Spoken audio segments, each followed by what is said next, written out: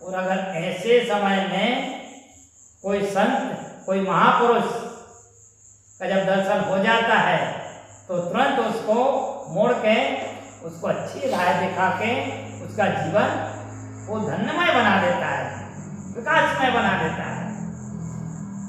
जिससे कहते हैं कि समय है ना, समय का इंतजार हर व्यक्ति को करना पड़ता है। आपको समय की बात कहूं, एक संत जी अपने राजा से कहते हैं कि राजन, खिलाते रहो, खाते रहो, खिलाते रहो, खुश रहो, खुश रखो, खुश करो लोग, खुश करो।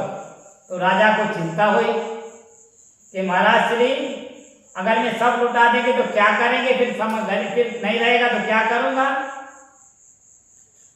तो गुरुजी कहते हैं कि चलो मैं बताता हूं कि क्या करना है जब नहीं रहेगा, और जब है तब क्या करना, जब नहीं रहेगा तब क्या करना है। गुरुजी आए, एक टेबल रखा, उस पे गुड़ रखाया, गुड़ रखा और इतनी सारी मक्खियां आ गई कि पूरा गुड़ काला हो गया, मक्खियों से ढक गया। गुरुजी बोले क्या हुआ? तो राजा बोलता है कि गुरुजी तो सब मक्खियां लग गई, गुड़ पूरा काला हो गया है। तो गुरुजी कहते इसको, गुड़ को, वो टेबल को जाने दो। जाने दिया। दोपहर का समय हुआ, भोजन पानी किया, विश्राम किया, रात हुआ तो गुरुजी कहते फिर वो टेबल ले आओ, गुड़ ले आओ। टेबल ले आए, गुड़ ले आए,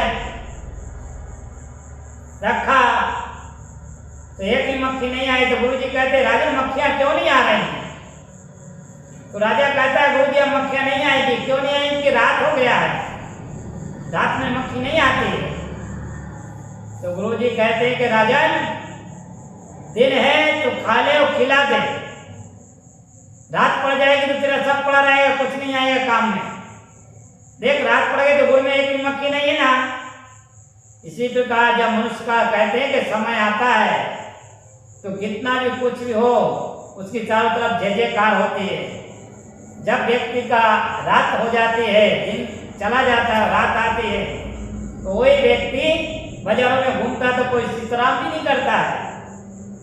और वही व्यक्ति का जब दिन था तो लोग फुलहार चढ़ाते थे, लोग जय जयकार करते थे, बुलाते थे। इसलिए कहते हैं कि समय जो करता है वो कोई नहीं करता है।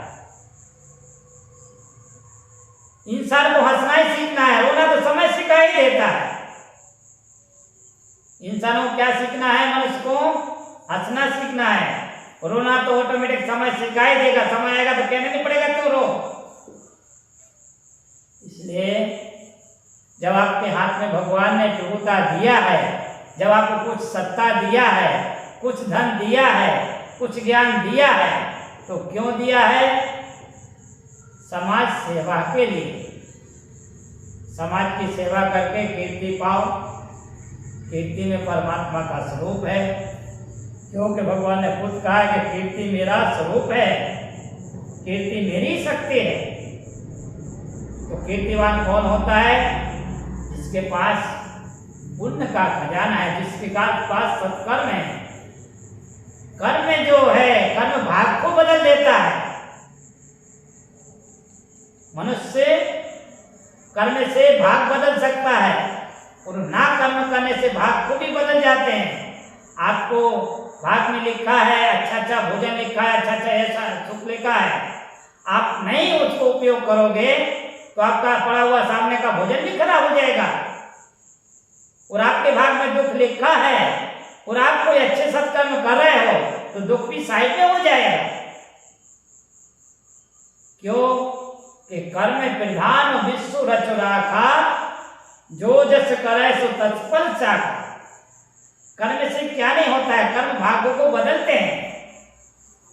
कहते हैं कि मनुष्य जन्म से महान नहीं है, मनुष्य कर्म से महान है। मनुष्य रूप से नहीं पूजा जाता है, मनुष्य गुणों से पूजा जाते हैं। मनुष्य का कुल नहीं पूजता है, मनुष्य के गुण कर्म पूजते हैं। तो जीवन में परमात्मा की भक्ति तभी सहज है जब कोई संत की शरण में जाओगे, तभी परमात्मा की भक्ति आपको प्राप्त हो सकती है।